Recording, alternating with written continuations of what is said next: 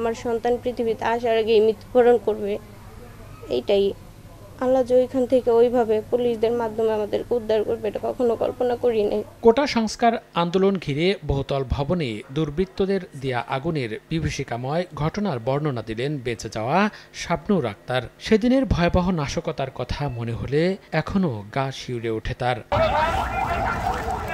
গত 18 জুলাই সিদ্ধিরগঞ্জের শিমরাইল এলাকায় 9তলা মার্কেট প্রীতম ভবনের 4র্থ তলায় মা হাসপাতালে ভর্তি হন কদমতলী এলাকার সন্তান সম্ভবা নারী শাবনূর। পরদিন সকালে সিজারিয়ান অপারেশনের মাধ্যমে কন্যা সন্তানের জন্ম দেন। 20 জুলাই বিকেলে কয়েক হাজার দুর্বৃত্ত ভবনটিতে আগুন দিলে সেখানে আটকা পড়েন হাসপাতালের রোগী, প্রসূতি মা, নবজাতক শিশু ও হাইওয়ে পুলিশ ক্যাম্পের সদস্য সহ অর্ধশতাধিক মানুষ।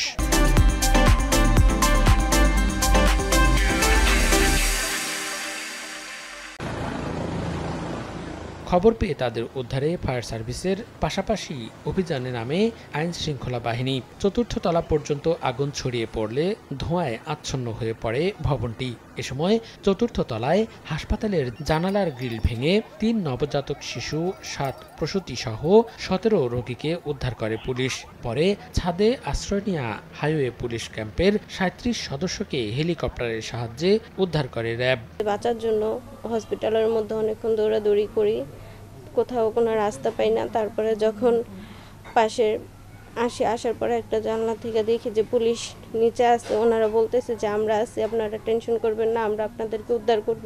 অক্সিজেনের সিলিন্ডার দিয়ে গ্রিল খুলছে, তারপর আমরা ওই জায়গা দিয়ে লাফ দিছি নিচে। এসপি স্যারের নির্দেশক্রমে হেলিকপ্টার আসে, হেলিকপ্টার আমাদেরকে সহ ওই বিল্ডিংয়ে অবস্থানরত একটি ফ্যামিলি ছিল, ওর বাচ্চাকে সহ আমাদেরকে উদ্ধার করে নিয়ে আসে। যদি তাৎক্ষণিকভাবে উদ্ধার না করতেন আমরা অবশ্যই 29 জন লোক মারা যেতাম।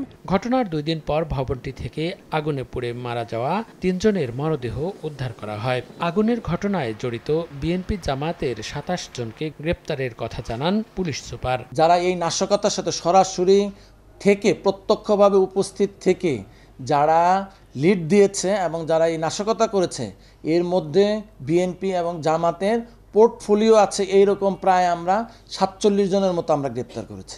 ভবিষ্যতে যে কোনো নাশকতা প্রতিরোধে নারায়ণগঞ্জে প্রশাসন সতর্ক বলে জানান জেলা প্রশাসক। আমরা সতর্ক রয়েছি যাতে ভবিষ্যতে এই ধরনের কোনো কর্মকাণ্ড, কোনো দুষ্কৃতিকারী করতে না পারে।